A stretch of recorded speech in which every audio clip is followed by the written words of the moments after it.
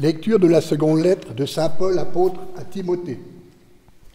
Fils bien-aimé, tu as suivi pas à pas mon enseignement, ma manière de vivre et mes projets, ma foi, ma patience, ma charité et ma persévérance, les persécutions et les souffrances.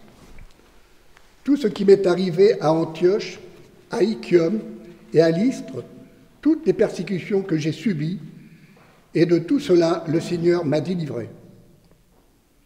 D'ailleurs, tous ceux qui veulent vivre en hommes religieux dans le Christ Jésus subiront la persécution. Quant aux hommes mauvais et aux charlatans, ils iront toujours plus loin dans le mal. Ils seront à la fois trompeurs et trompés. Mais toi, tu dois en rester à ce qu'on t'a enseigné. Tu l'as reconnu comme vrai. Sachant bien quels sont les maîtres qu'ils te l'ont enseigné.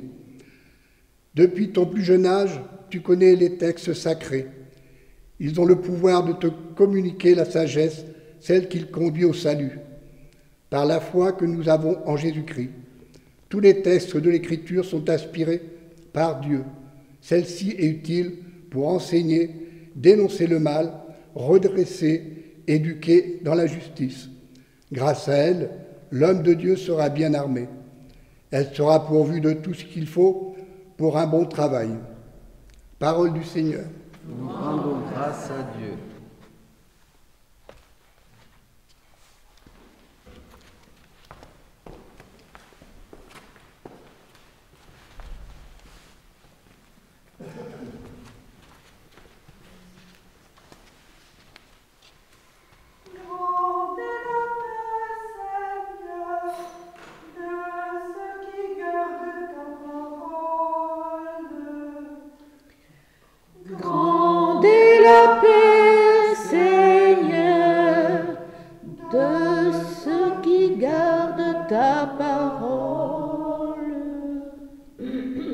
Ils sont nombreux, mes persécuteurs, mes oppresseurs.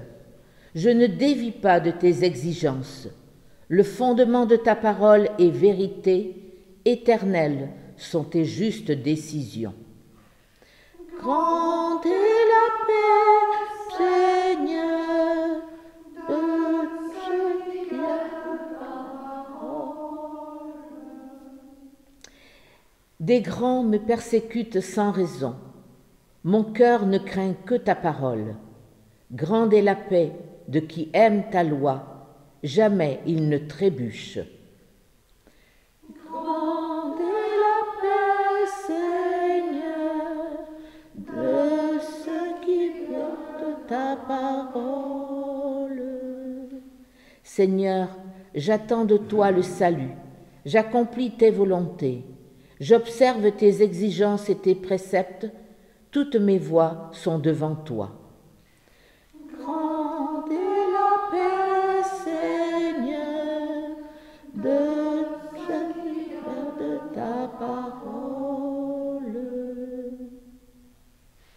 Alléluia, alléluia, alléluia, alléluia.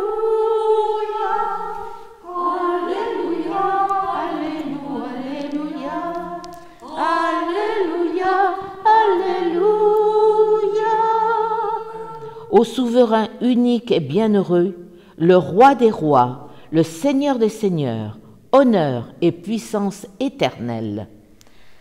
Alléluia, alléluia, alléluia, alléluia, alléluia, alléluia, alléluia, alléluia, alléluia. Le Seigneur soit avec vous.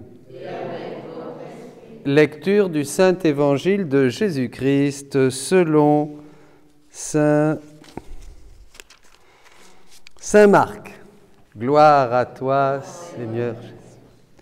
En ce temps-là, quand Jésus enseignait dans le temple, il déclarait : Comment les scribes peuvent-ils dire que le Messie est le fils de David ? David lui-même a dit : inspiré par l'Esprit Saint. Le Seigneur a dit à mon Seigneur, siège à ma droite, jusqu'à ce que j'ai placé tes ennemis sous tes pieds. David lui-même le nomme Seigneur. D'où vient alors qu'il est son fils? Et la foule nombreuse l'écoutait avec plaisir. Acclamons la parole de Dieu. Louange à toi, Seigneur Jésus. Asseyez-vous. Voilà Saint Boniface, on est en rouge, les prêtres, un grand évangélisateur de l'Allemagne qui a terminé martyr. Et nous continuons notre chemin avec la parole de Dieu. Mes amis, eh oui, cette parole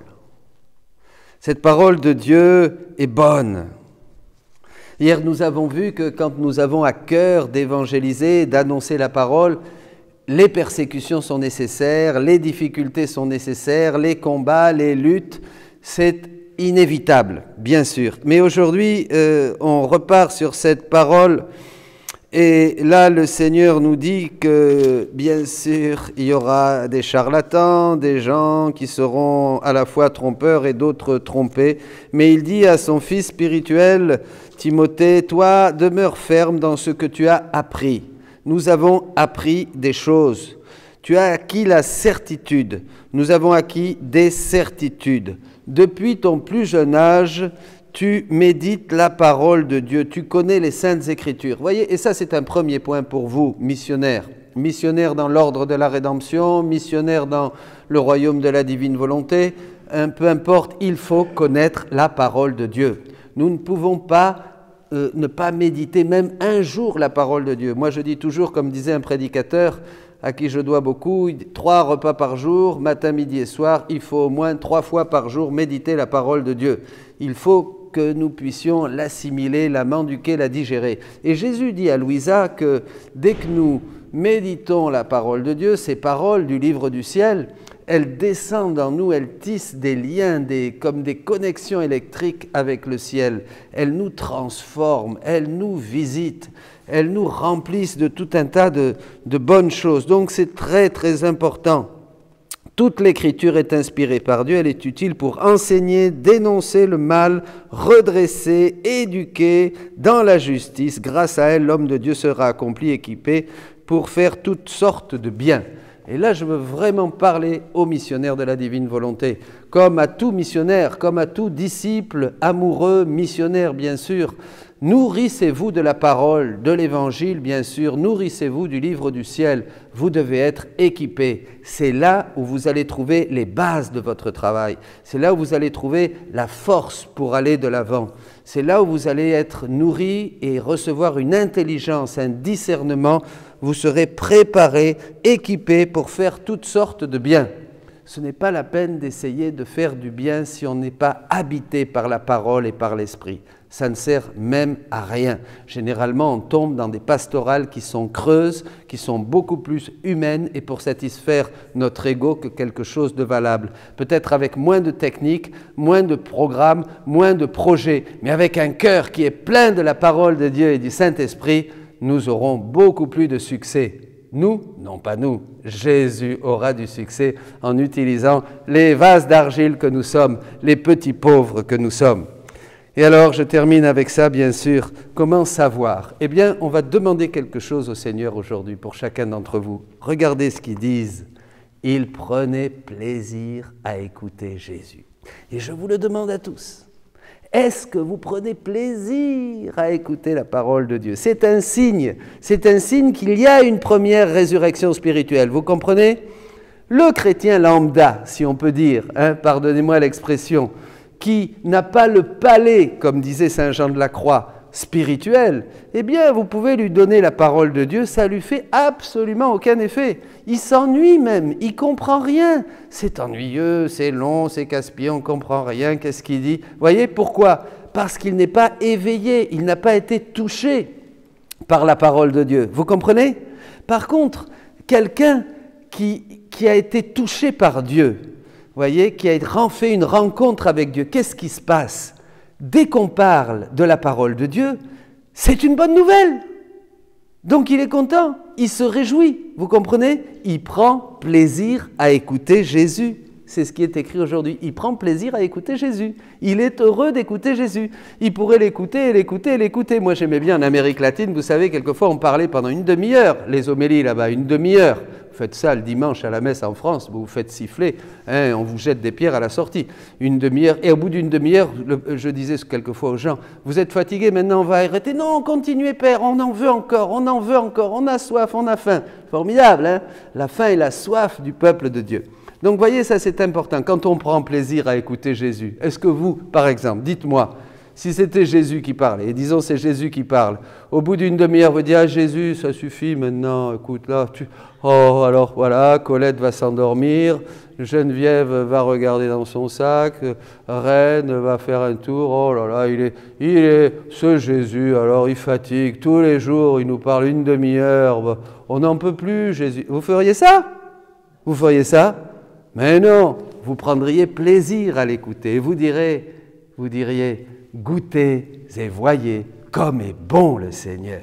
Eh bien, missionnaires, vous tous, laissez-vous renouveler par la parole de Dieu, qu'elle habite votre cœur, votre bouche, et que vous en soyez remplis pour la partager à tous vos frères, à tout moment, dans toutes les circonstances que Dieu aura prévues pour chacun d'entre vous. Amen. Soyez bénis.